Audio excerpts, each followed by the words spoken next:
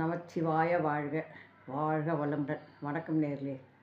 நாளை மகா சிவராத்திரி நடைபெறுகிறது. இந்த சிவராத்திரியில் தெரிஞ்சோ தெரியாமலையோ பாவம் செய்தவங்க எல்லாமே இந்த சிவராத்திரி விரதத்தை கடைப்பிடிச்சா எல்லா பாவமும் நீங்கிடும் அப்படின்னு சொல்லி சிவபுராணம் சொல்லுது. இதில் என்னன்னா, ஒரு அஸ்வமேத யாகம் செஞ்சால் பாவம் போகும், கங்கையில் குளித்தா பாவம் போகும், பல பிராணங்களின்படி பல விரதங்களை மேற்கொண்டால் அந்த பாவம் போகும்.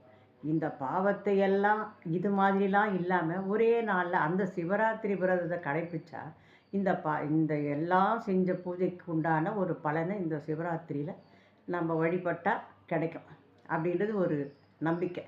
இது ஏன் இந்த சிவராத்திரினா, சிவனுக்கு ஒரு ராத்திரி சிவராத்திரி. இந்த சிவராத்திரியில் விடிய விடிய கண் விழித்து சிவனை 4 கால பூஜையிலும் அபிஷேகத்தை பார்த்து வழிபடுறவங்களுக்கு நற்கதி நல்ல பேர் எல்லாம் கிடைக்கும். இதை திருவாலங்காட்டில் விடிய விடிய அபிஷேகம் நடக்கும். இதுக்காக ஒரு டோக்கன் போட்டுருவாங்க. விடிய விடிய எல்லா விதமான பழங்களும், ஒரு கரும்புனா அது 4 வகையாக இருக்கும், ஒரு சீத்தாப்பழத்தில் எத்தனை வகை இருக்கோ அத்தனை வகையும் அங்கே தான் பெரிய பிரம்மாண்டமான முறையில் அபிஷேகம் நடத்துகிறாங்க. அது விடிய விடிய நடக்கும். நிறைய பேர் உட்காந்து பார்ப்பாங்க.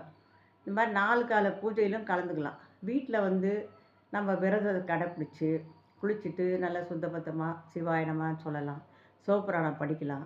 சப்போஸ் நம்ம வீட்டில் முடிச்சுட்டு கோயிலுக்கு போய் கோயில்லையும் இறைவனை ஒரு அபிஷேகம் ஒரு கால பூஜையாவது பார்த்துட்டு இறையருள் பட்டு வரலாம். இல்லை தொடர்ந்து விழிக்கிறவங்க விழிக்கலாம்.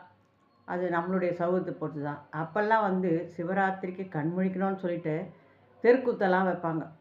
அம்மன் கோயிலெல்லாம் ரொம்ப விசேஷமாக இருக்கும். தெருக்கூத்து வைப்பாங்க. அதில் எல்லோரும் பார்ப்பாங்க. அப்போல்லாம் திரைப்படத்துக்கு போவாங்க. சிவராத்திரிக்கு 1 காசுக்கு 2 படம்னு போடுவான். அப்படிலாம் போவாங்க. இது மாதிரிலாம் விரதத்தை பெருமாளுக்கு வைகுண்ட ஏகாதேசினா, சிவபெருமானுக்கு சிவராத்திரி. இந்த சிவராத்திரியில் ஓம் நமச்சிவாய ஓம் நமச்சிவாயன்னு சொல்லிட்டு நம்மளா உட்காந்து வீட்டில் 4 வேளையும் ஒரு 108 முறையோ 1008 முறையோ மந்திரத்தை நம்மளே உச்சரிக்கலாம்.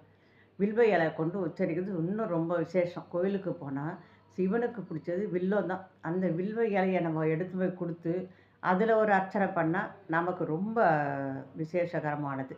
இது எப்படி வந்தது அப்படின்னா, சிவராத்திரிக்கு என்ன பலன் அப்படின்னு கேட்டால் ஒரு சின்ன கதை. ஒரு வேடை என்ன பண்ணால், காட்டில் போய் வேட்டையாட போனான். அந்த வேட்டையாடும்போது அவனுக்கு எந்த இதுவும் கிடைக்கல. அவனுக்கு ரொம்ப பசி தாகம்லாம் என்ன போனால் குளத்தில் போனால் தண்ணியை குடித்தான். இருட்டி போச்சு, இனிமேல் நம்ம எப்படி வீட்டுக்கு போகுதுன்னு சொல்லிட்டு ஒரு வில்வ மரம் இருந்தது. அந்த மரத்து மேலே ஏறி உட்காந்துக்கிட்டான். உட்காந்துட்டு தண்ணி கையில் பையில் கொஞ்சம் தண்ணி எடுத்துகிட்டு மேலே உட்காந்துட்டான். வில்லு வச்சு எதுவும் வரல. அது கீழே ஒரு முனிவர்கள் அந்த வச்சு சிவலிங்கம் பிரதிஷ்டை பண்ணி வச்சுருந்தாங்க. அந்த மரத்து மேலே ராத்திரிலாம் உட்காந்துருந்தான். உட்காந்தும்போது காலையில் என்ன பண்ணாங்க, காலையில் கொஞ்ச நேரம் ஆச்சு, ஒரு பெண் மான் வந்தது அந்த இடத்துல. அந்த மான் வந்தோடனே இவன் என்ன பண்ணால் வில்லை எடுத்தான். அது இது பண்ணுறதுக்கு பண்ணவொடனே அது என்ன பண்ணிச்சு, உடனே இவங்கிட்ட அந்த தண்ணி கீழே சிந்துச்சு. பையில் வச்சு தண்ணி கீழே சிந்துச்சு. அந்த வில்லினுடைய நுனி பட்டு இலைங்க கொட்டுச்சு. அது அந்த சிவபெருமான் மேலே தெரிச்சு விழுந்தது. அதோட அந்த பெண்மான் கேட்டது, எதுக்காக நீ என்ன இந்த மாதிரி பண்ணுற அப்படி. இல்லை, என் குடும்பத்தில் எல்லாரும் பசியாக இருக்காங்க அப்படி. அப்படியா, என்னால் உன்னுடைய குடும்பம் பசியை போக்குதுன்னா சரி, நான் என் வீட்டுக்கு போய் என்னோடய குழந்தைகள் எல்லார்கிட்டையும் சொல்லிவிட்டு என் குழந்தைங்களை ஒப்படைச்சிட்டு நானே வரேன்னு சொல்லிட்டு வாக்கு கொடுத்துட்டு போயிடுச்சு. கொஞ்ச நேரம் பொறுத்து இன்னொரு மான், அந்த மானுடைய இன்னொரு இனத்தை சேர்ந்த இன்னொரு மான் வந்தது. அதையே இதே மாதிரி தான் பண்ணான். அது என்னது 2வது காலத்தில் அது என்ன பண்ணால், இதே போல் தான் வில்லு எடுத்து அதை அடிக்கலான்னு போகும்போது இதே மாதிரி தண்ணி சிவபெருமானை கொட்டுச்சு. அந்த வில்லுடைய நுனி பட்டு அந்த வில்வ இலை சிவலிங்கத்து மேலே கொட்டுச்சு. கொட்டிட்டு அந்த மானை இதே மாதிரி சொல்லிட்டு போயிடுச்சு, நான் என் வீட்டில் சொல்லிவிட்டு கண்டிப்பாக வரேன் அப்படின்னு சொல்லிட்டு வாக்குறுதி கொடுத்துட்டு போயிடுச்சு. 3வது காலத்தில் அந்த மான் என்ன பண்ணுச்சு, எல்லாம் போயிட்டு ஆண் மான் வந்தது. எல்லாத்தையும் ஒப்படைச்சிட்டு நான் வரேன்னு சொல்லிட்டு அதுக்கும் இவன் இதே தான் பண்ணான். பண்ணும்போதும் அதே மாதிரி 3வது முறையும் அந்த தண்ணி சிவலிங்கத்து மேலே கொட்டுச்சு, வில்வ இலையும் கொட்டுச்சு. அந்த மானை உறுதி சொல்லிவிட்டு, நான் எல்லாத்தையும் உனக்கு நான் கண்டிப்பாக வாக்கு தவற மாட்டேன், நானே வரேன்னு சொல்லிட்டு என் வீட்டில் இருக்க பசங்க எல்லாத்தையும் சொல்லிவிட்டு நான் வந்துடுறேன்னு சொல்லிட்டு அந்த மானும் கிளம்பி போச்சு. ஏன்னா போச்சே 3மே எதுவும் வரலையே, வாக்கு தவறலையே அப்படின்னு சொல்லிட்டு பார்க்கும்போது எல்லாமே 4வது தடவை எல்லாமே 4வது தடவை என்ன பண்ணான், இவன் அதே மாரி எடுக்கும்போது, அ அதே மாரி இலையும் கொட்டுச்சு, தண்ணியும் கொட்டுச்சு. அதுக்கப்புறம் 4வது எல்லாம் சொல்லிச்சு, குடும்பத்தோட நாங்க வந்துட்டோம். இந்த 2 பேர் பெண் மானும், ஆண் மானும் வந்தத பார்த்துட்டு, குட்டி மான்களும் நம்ம மட்டும் என்னாத்துக்கு அப்படின்னு சொல்லிட்டு அதுங்களும் வந்துடுச்சு. நாங்க எல்லாரும் குடும்பத்தோட வந்திருக்கோம். எங்கள வேணா நீ இரையா எடுத்துக்கோ அப்படின்னு சொல்லிட்டு அந்த மான்கள் சொல்லுச்சு. மான்கள் சொன்னதுனால, இவனுக்கு அப்பதான் அறிவு வந்தது. ஐய்யயோ! நம்ம வந்து 5 அறிவு உள்ள இந்த மிருகங்களே இவ்வளோ ஒற்றுமையா, இவ்வளோ பாசத்தோட இதுங்கள போய் நம்ம பண்ண பார்த்தோமே சொல்லிட்டு, இவனுக்கு ஒரு நல்ல அறிவு வந்தது. வந்துட்டு இனிமே வேண்டான்ட்டு.